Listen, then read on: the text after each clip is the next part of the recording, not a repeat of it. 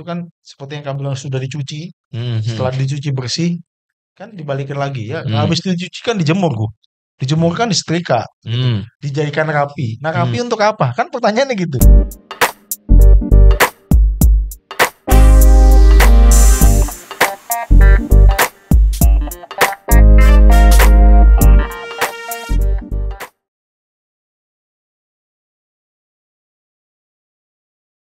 Hmm. Rapi untuk mereka juga melakukan fungsinya lagi.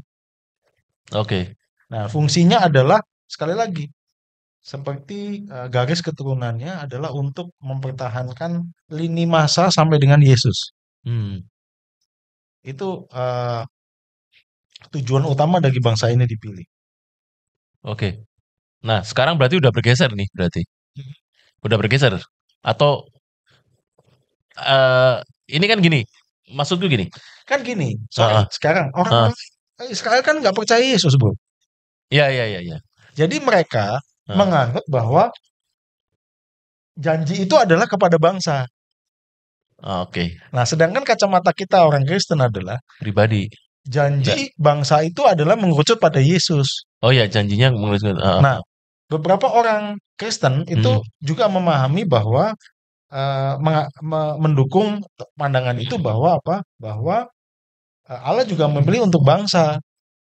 Kan Oh, oke, oke. kan Iya, mereka iya. kemudian nggak percaya sama Yesus. Kalau udah nggak percaya sama Yesus sudah ya nggak bisa nggak bisa dimasukin. Kita kan karena kita percaya pada Yesus, maka kita yakin bahwa Allah memilih bangsa dari keturunan Abraham. Berkatnya adalah mengkerucut waktu silsilah Matius pasal 1 sampai adalah dengan kepada Yesus. Yesus. Nah, bangsa ini kan nggak percaya pada itu. Oke. Jadi mereka masih tetap memegang apa? Ya, perjanjian pada bangsa itu.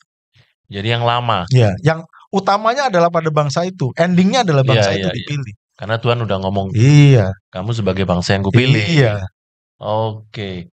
Berarti eh ya apa ya istilahnya apa yang diinginkan Tuhan kepada bangsa ini nggak kecapai dong. Kalau Malah dijalankan oleh bangsa lain. ya, Gimana? ya, betul dalam arti tertentu Hmm. karena gagal Hmm. dilakukan oleh bangsa lain itu menurut saya Israel baru. Oh, tanda kutip ya? Iya, Israel baru Ah, kan adalah orang-orang yang tadi murid Kristus. Kalau menggunakan kata Israel itu Israel baru oke. yang dipilih Tuhan, yaitu orang yang percaya pada Kristus untuk memberitakan dan menjadikan bangsa muridnya. Itu Israel baru. Oke. Unquote ya. Ya. Nah, kalau kita lihat ke depan Pak Sandi, kita nggak ngeramal nih ya, nggak ngeramal nih.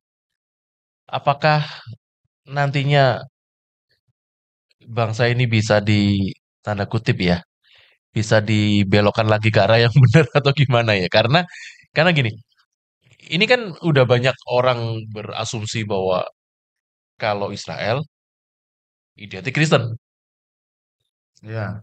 kalau Israel Padahal identik orang Yesus. Palestina itu banyak orang Kristen. Nah, iya makanya itu. Unik ya. Iya makanya.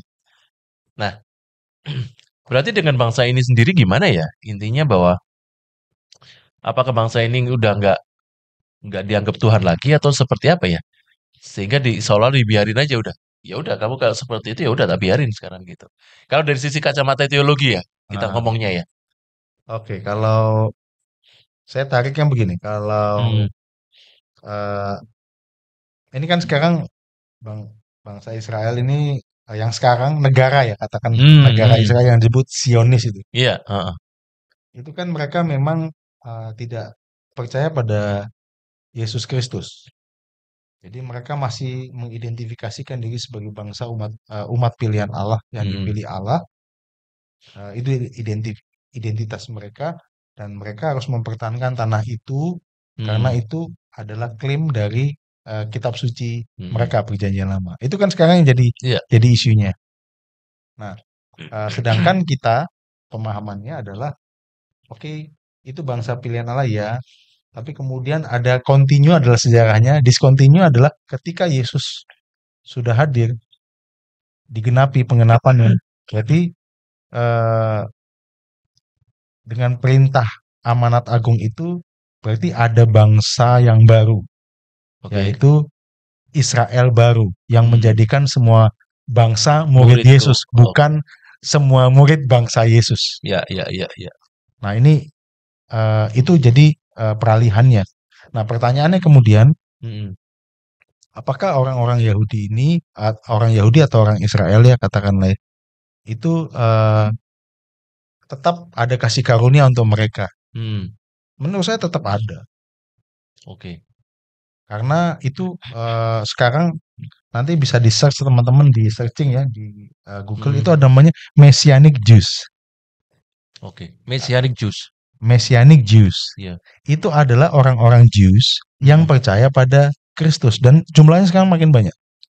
Oke.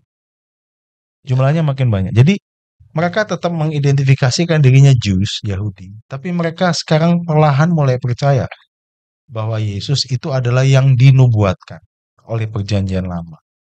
Oke. Dan menurut saya itu salah satu cara kasih karunia Allah tuh tetap bekerja. Karena memang sentralnya pada Yesus. Nah, oke. Sekarang balik ya Pak Sandi. Kita ke yang masa sekarang ini ya. Kalau tadi kita bicara ada satu area atau daerah gitu ya, yang saat ini lagi ramai diperebutkan kan gitu kan. Ya. Nah, ini sebetulnya mana yang lebih dulu sih tinggalnya? Kalau lebih dulu, dua-duanya nggak lebih dulu, Bro. Oh ya, kan Kanaan, ada orang orang Kanaan Kanaan. dulu. Tapi itu kan dulu. Ya. Kalau kita tarik sekarang, misalnya anggaplah sejak 48, lalu ada sejarah jalan gitu kan, sampai tahun berapa 60 dan sebagainya. Ini kalau kita pandang nih dari sudut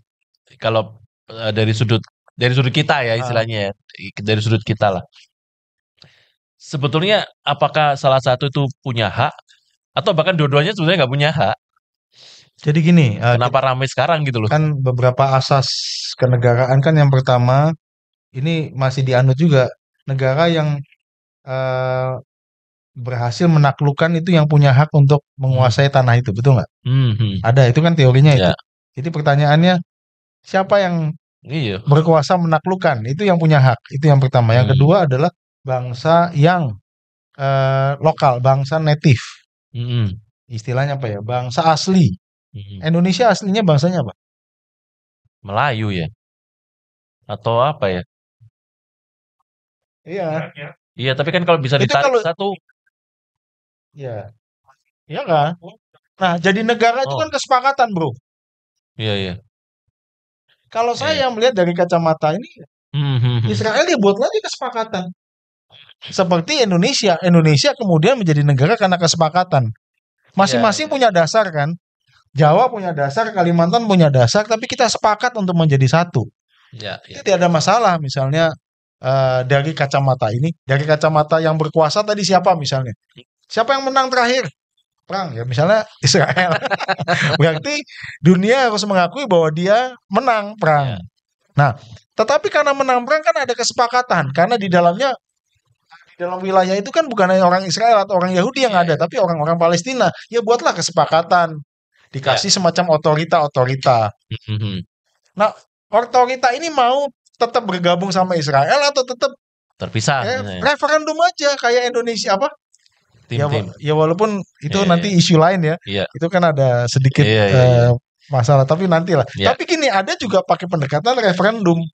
Ditanya itu loh, Ukraina itu kan apa? Ingat ya, yang satu negara kan, Ukraina sama Rusia kan ada satu perang, sama perangnya daerah ini loh. Slovakia bukan ya? Bukan, yang pulau kecil itu loh. Apa sih namanya? Di pojok itu. Itu kan sekarang diperebutkan. Loh, perang Rusia Ukraina kan urusan masalah itu juga. Oke. Ya buatlah kesepakatan. Oke. Nah, kalau menurut saya, kalau ditanya, dua-duanya pernah di sana. Pernah di tanah ini. Tanah yang memang sangat menarik. Iya. Ya. Dan kalau kamu ke Yerusalem tuh udah jadi 4 otorita loh. Israel, Palestina, Rusia. Rusia sebelah mananya ya? Ada 4, jadi dibagi 4. Oh. Itu otorita-otorita. Karena apa? Terutama Rusia Ortodoks ya. Dia punya otoritas sendiri di sana. Oh. Palestina punya otoritas sendiri. Israel punya otoritas, jadi dibagi menjadi 4. Sebenarnya sudah dibagi. Satunya apa? Mesir? Satunya saya lupa. Saya lupa. Pokoknya ada 4 yang dapat coupling di sana. Jadi otorita itu adalah orang bangsa yang memang secara kesepakatan dialah yang bertanggung jawab gitu loh untuk wilayah itu. Jadi Yerusalem yang sekecil itu dibagi 4. Semenariknya itu ya. Semenariknya itu. Ya. Nah, bangsa Palestina sendiri, orang Palestina sudah dikasih tempat misalnya di Bethlehem sekarang wilayahnya ini loh. Mana? Jadi kalau kita ke Bethlehem, itu Palestina. Palestina, bro. Oh. Misalnya kita Surabaya, Sidoarjo udah luar negeri gitu ya. Betul. Makanya kalau keluar dari tempat ke Bethlehem, misalnya dari Yerusalem ke arah Bethlehem itu sekitar 2 jam gitu, itu sudah wilayah Palestina. Gaza di sini itu sudah wilayah Palestina. Sebenarnya menurut saya tinggal pengakuannya aja. Itu kan sudah ada, wilayah itu sudah ada. Loh, wilayah itu mau diakui nggak diakui sudah ada, bro. Iya. Gaza itu sudah ada, satu blok sendiri sudah ada. Tinggal klaimnya diakui ini jadi negara sendiri gitu loh. Oke. Supaya ngatur sendiri. Nah sekarang kan kenapa isu terakhir meledak itu karena urusannya terkait juga dengan UNHCR tentang pengungsian, refugees ya. Jadi blow up seperti ini. Oke. Tapi sobat podcast, ini kita nggak bicara secara geopolitik ya. Kita nggak ikut ke sana ya. Kita cuman berpandangan aja nih. Berandai-andai seandainya seperti ini gimana gitu ya. Oke. Memang sebetulnya agak menarik ya kalau kita membahas ini gitu ya. Mengenai bangsa Israel nih. Tapi sebagai suatu bangsa ya istilahnya. Sebagai suatu bangsa ini. Apakah bangsa ini tetap di bawah naungannya Tuhan seolah-olah gitu kan? Atau bangsa ini udah lepas. Intinya apakah visi bangsa ini, bukan misinya, tapi visinya itu udah berubah gitu loh. Apakah sudah berubah, bukan untuk menjadi bangsa pilihan Tuhan yang benar-benar taat kepada Tuhan? Kalau dari perspektif kita sudah berubah. Kalau dari perspektif mereka tetap sama, bro. Karena menganut Tuhan yang dulu. Karena dia memegang sejarah. Dan nggak ketemu di sini. Iya. Tapi ada beberapa kelompok Kristen juga memandang yang pertama itu, bro. Iya. Jadi tanpa disadari menganggap bahwa dia itu memang bangsa, bahasanya superior. Iya. Superior gitu ya. Dan bukan melebih-lebihkan ya, juga mengagung-agungkan bangsa pilihan. Memang yang diagungkan dia ini pintar, cerdas, oke, nggak apa-apa. Itu karena tadi literasi dan sebagainya. Tapi ya oke lah. Sekarang juga orang India sama orang Cina juga. Oh iya. Filipina. Oh iya, Jerman. Kutansinya juara 1 itu. Jadi kecerdasan apa gitu loh, kan supaya lebih spesifik. Iya, karena ya itu tadi, karena kalau kita pikir lagi mengenai kecerdasan berkatnya Tuhan, itu kan seolah-olah mereka itu otaknya superior semua gitu loh, jenius semua gitu loh. Jadi menurut saya hati-hati, itu malah dipakai untuk sebuah skenario baru. Nanti jangan-jangan orang Asia dianggap bodoh, kan nggak benar dong. Iya, akhirnya kan merendahkan nanti menganggap bahwa orang Indonesia itu biasa-biasa saja, yang pintar sana nggak bisa gitu dong. Orang Indonesia juga pintar-pintar, bro. Iyalah. Saya yakin lah, kayak Denny juga pintar-pintar juga, Ferry pintar-pintar juga. Jadi nggak ada sebenarnya nggak ada yang bodoh gitu, nggak ada yang bodoh gitu loh. Kan kita ada 12 kecerdasan. Iya, makanya. Oke, kembali lagi ke Israelnya ya Pak Sandi. Tadi saya mau ngomong apa ya? Mau nanya apa ya? Saya agak lupa juga. Cuman oke deh, saya bawa ke ini dulu deh. Kalau saat ini misalnya bahwa wilayah itu banyak diminatin gitu ya. Sekarang pertanyaan begini. Apakah benar sih Yerusalem itu sebagai pusat budaya dunia? Sehingga itu menjadi suatu hal yang apa ya? em, yang benar-benar menjadi daya tarik untuk kalau saya nggak tahu apakah saya salah ya. Kalau menguasai Yerusalem berarti dia akan menguasai dunia tuh. Ini Karena sekali berkaitan sama Israel nih. ya sekali lagi ini bukan isu apa, tapi ini merupakan sebuah fakta relatif terkait dengan historis ya. Hmm. Ini pengetahuan umum aja. Hmm. Kalau kita menggunakan populasi dunia, Hmm. jumlah penganut agama terbesar apa? Masih Kristen. Kedua Masih Muslim. Kristen. Ya, kedua Muslim betul. Totalnya berapa Kristen dan Muslim? Berapa? 40 60 60 40? Enggak, maksudnya Apa ya? miliar. Kalau Wah, nggak salah dunia ini 8 miliar. coba Den. Den. Kalau nggak salah dunia ini 8 miliar ya. 8 9 ya. Total. Total ya. Kristen mungkin dua sekitar apa? 2 miliar, Muslim itu 1, sekian miliar Hmm. ya. Betul ya. Betul kan Den? Coba bisa dicek ya. Iya, iya. Iya, iya, oke. Ya, bisa tanya sama AI ya. Iya, oke. Nah, eh, katakanlah setengah itu adalah Kristen sama Islam. Hmm. Saya mau nanya sama Teguh, Kristen sama Islam ini keturunannya siapa? Abraham. Abraham. Agama Abrahamik, Ya. oke? Nah, pertanyaannya kemudian yang kedua, agama Abrahamik. Abrahamik ini Heeh. kalau menarik kepada lokus atau lokasi, di mana lokasinya?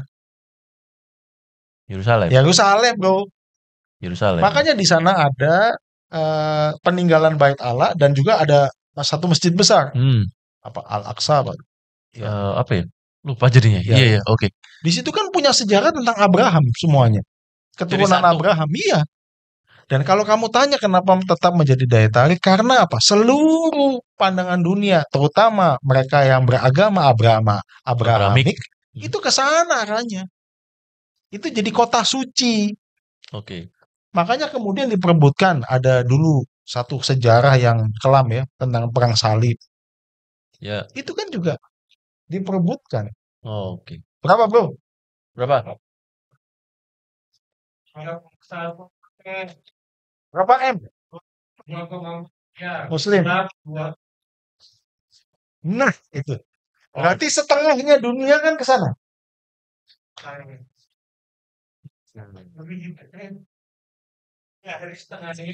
Jadi menarik karena ini isunya. Oke. Dan repotnya ada orang-orang tertentu yang selalu membawa ini kepada isu konflik agama. Sebetulnya enggak. Sebenarnya enggak, ini konflik kemanusiaan. Tapi kenapa ya? Kalau misalnya nih kita nguasai Yerusalem, apanya yang menarik gitu loh? Sekarang sih nggak ada. Kalau sama-sama ini satu asal usul ya, agama Abrahamik nih. Terus kalau kita nguasai Yerusalem terus ngapain gitu? Menurut saya itu salah satu pemahaman yang agak kerdil ya. Kerdil itu cetek ya. Jadi atau karena gengsi gitu karena iya, ketika dia menguasai Yerusalem berarti dia menang gitu. Menurut saya udah kita nggak mandang begitu. Malah kita menghargai ketika gini. Orang Kristen memahami Yerusalem itu sebagai sebuah ikatan historis. Jadi di sana ada tempat-tempat, ada Yerusalem itu kan berarti ada fakta tempat-tempat itu. Ya sudah cukup gitu loh. Misalnya ini Salomo, Bait Allah. Bait Allah. Ya ada apa namanya? Tapi itu apa namanya? Bait Allah terakhir itu buatan Nehemia. Ya, yang dibangun balik gitu ya, dibangun Yang kembali itu dibangun ya. kembali. Ya itu Nehemia, masih ada sisanya. Sisanya masih ada. Jadi kalau menurut saya, nah bangsa Israel itu kan isunya dari dulu kan membangun bait suci baru. Dari dulu kan isunya itu. Secara fisik ya. Secara fisik. Dan itu kan memang perspektif orang Yahudi sendiri, orang Israel sendiri untuk membangun itu sebagai sebuah monumen supaya mereka punya identitas. Ya menurut saya sah-sah aja. Kayak kita bangun gereja atau teman kita membangun masjid atau yang lain bangun vihara, ya perlu kan? Tapi masalahnya itu sudah lokasi di situ. Iya. Lokasi di situ sudah apa ya istilahnya? Lokasi sengketa, Bro. Iya. Seperti kita membuat rumah. Kalau kita buat di rumah saja mana aja mungkin aman, tapi ketika kita bangun rumah di tanah sengketa kan jadi masalah. Iya, iya, iya. Ya udah kayak gini lah, kayak Bundaran Waru itu loh. Sana masuk Sidoarjo, sini masuk Surabaya. Kalau kita mau Surabaya mau bangun Bundaran Waru, mungkin Sidoarjo teriak-teriak. Sudah itu sudah jadi rame. Iya, iya. Sampai sekarang itu jadi rame. Jadi istilahnya, kalau bisa menguasai itu ada satu klaim Klaim bahwa saya yang menang. yang diklaim bukan klaim hanya sekarang, tapi Iya, istilahnya iya. Ditarik.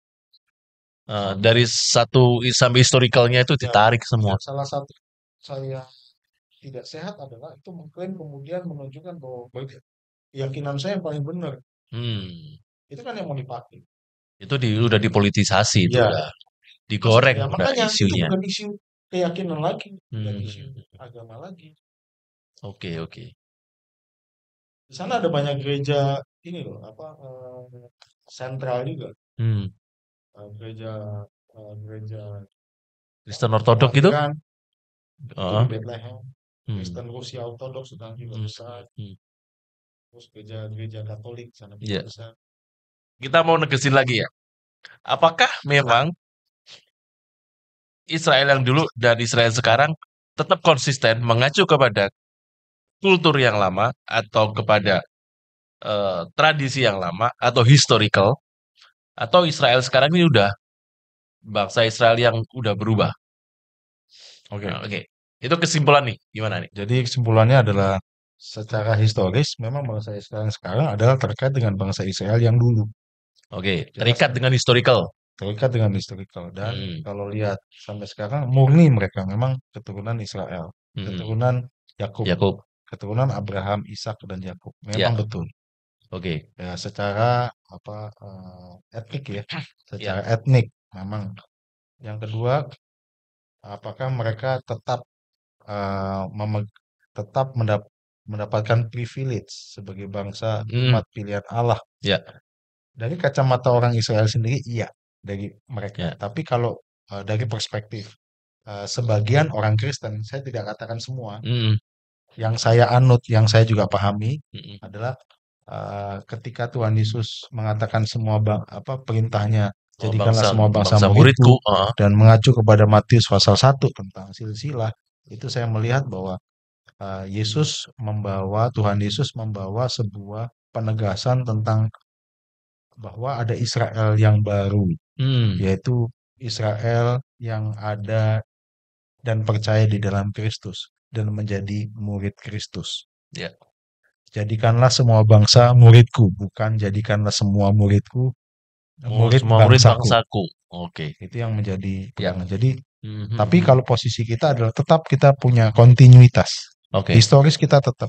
Karena semua yang tercatat di dalam kitab suci Perjanjian Lama itu semua ada. Dan kalau bahasa kita dalam tanda kutip ya, kita kalau boleh pakai istilah ini, kalau berlebihan jangan dipakai. Misalnya kita punya berhutang misalnya. Dalam kutip berhutang sejarah dengan mereka, betul. Ya. Tapi juga kita ada discontinue karena jangan sampai nanti ada semacam kelas-kelas ini bangsa pilihan, bangsa itu menurut saya dari kacamata terang Alkitab tidak seperti itu. Maka Petrus mengatakan imamat yang rajani, bangsa yang kudus, umat kepunyaan Allah. Ya, itu yang keluar dari kegelapan masuk kepada terang. Itu di dalam Kristus. Kita meyakini bahwa kita semua ini bangsa kepunyaan Allah. Ketika kita ada di dalam keimanan kita kepada Kristus. Ya itu. Oke, thank you banyak Pak Sandi. Sampai ketemu kita di topik yang lain gitu ya. Oke, ya Sobat Podcast semua, kiranya pembicaraan ini bisa menjadi berkat bagi kita semua. Ada suatu wacana yang baru dan biarlah ini menjadi suatu kekayaan bagi kita, pengetahuan bagi kita. Tuhan memberkati.